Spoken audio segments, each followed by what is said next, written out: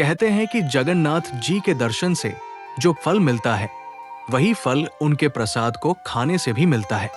अब पूरी बात ध्यान से सुनिए।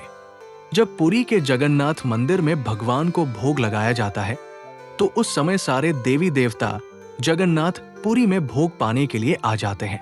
जगन्नाथ पुरी में दुनिया की सबसे बड़ी रसोई है, जहां पर 400 से ज्यादा चूल्हे हैं और हर चूल्हे पर 9 मिट्टी की हांडियां एक के ऊपर एक रखकर भोग पकाया जाता है।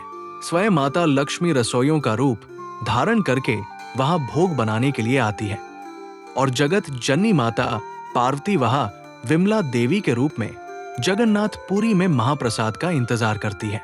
जगन्नाथ जी को भोग लगने के बाद वही प्रसाद सबसे पहले विमला देवी को अर्पित किया जाता है। इसके बाद वो अष्ट भक्तों को लगता है और फिर वही प्रसाद आनंद बाजार में भक्तों के लिए आता है। महाप्रसाद की ऐसी महिमा है कि जो फल जगन्नाथ जी के दर्शन से मिलता है, वही फल जगन्नाथ जी के प्रसाद से भी प्राप्त हो जाता है।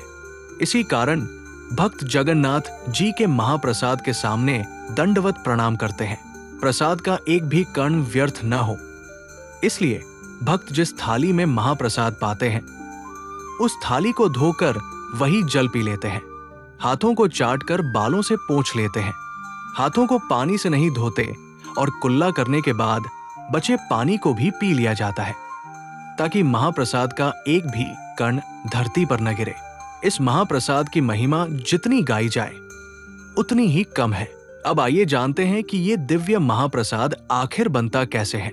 जगन्नाथ पुरी की रसोई को साधारण रसोई नहीं माना जाता, बल्कि इसे अन्न ब्रह्मा का यज्ञ स्थल कहा जाता है। यहाँ बनने वाला हर कण भोग नहीं, बल्कि तप, सेवा और भक्ति का परिणाम होता है। इस रसोई में आज भी सैकड़ों वर्षों पुरानी परंपरा का पालन किया जाता है। यहाँ भोग केवल मिट्टी की हांडियों में ही पकाया जाता है। इन हांडियों को हर बार नया लिया जाता है और एक बार उपयोग के बाद दोबारा इस्तेमाल नहीं किया जाता। ऐसा माना जाता है कि जिस बर्तन में भगवान के लिए भोजन पक गया, वो फिर सांसारिक उपयोग के योग्य नहीं रहता। भोग पकाने के लिए आज भी लकड़ी के चूल्हों का ही प्रयोग होता है, न गैस, न बिजली और न ही आधुनिक साधन। यही कारण है कि इस रसोई को विश्व की सबसे रहस्यमयी और पवित्र रसोई कहा जाता है। सबसे अद्भुत बात यह है कि जब 9 हांडियां एक के ऊपर एक रखी जाती हैं, तो सबसे ऊपर रखी हांडी सबसे पहले पक जाती है, जबकि नीचे वाली बाद में। इस रहस्य को आज तक विज्ञान भी पूरी तरह नहीं समझ पाया है। भक्त इसे भगवान जगन्नाथ की दिव्य लीला मानते हैं। महाप्रसाद में मुख्य रूप से चावल, दाल, साग, सब्जी, खीर, पिठा, मीठे और सादे व्यंजन बनाए जाते हैं। ये सभी व्यंजन पूरी तरह सात्विक होते हैं।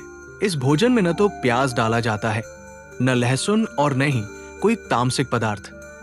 बिना किसी मसाले के पूरी शुद्धता और श्रद्धा से भोजन पकाया जाता है।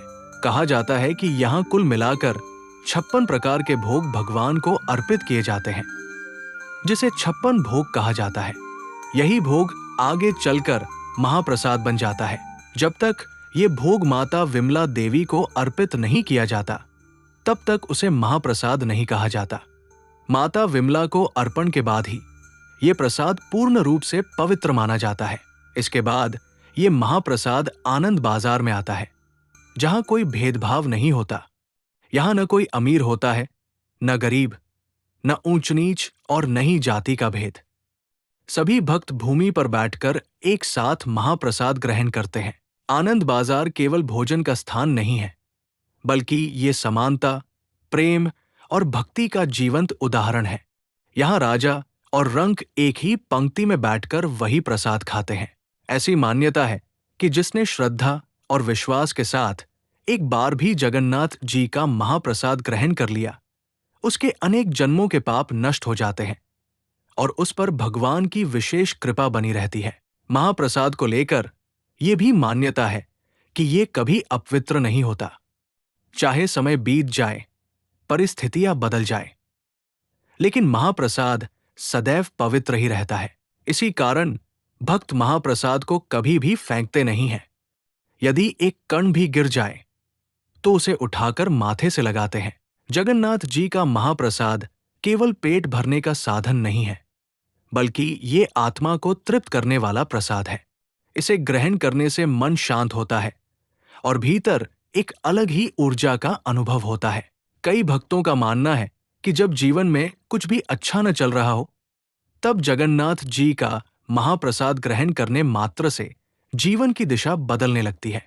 इसीलिए कहा जाता है कि जो व्यक्ति किसी कारणवश जगन्नाथ जी के दर्शन नहीं कर पाता, यदि वो श्रद्धा से महाप्रसाद ग्रहण कर ले, तो उसे भी वही फल प्राप्त होता है। जगन्नाथ जी का महाप्रसाद स्वयं भगवान की करुणा, प्रेम और समानता का प्रतीक है। यदि आपको ये दिव्य कथा और महाप्रसाद की महिमा अच्छी लगी हो, तो वीडियो को लाइक कीजिए, अपने परिवार और मित्रों के साथ शेयर कीजिए और ऐसे ही धार्मिक और ज्ञानवर्धक वीडियो के लिए हमारे चैनल को सब्सक्राइब करना न भूलें।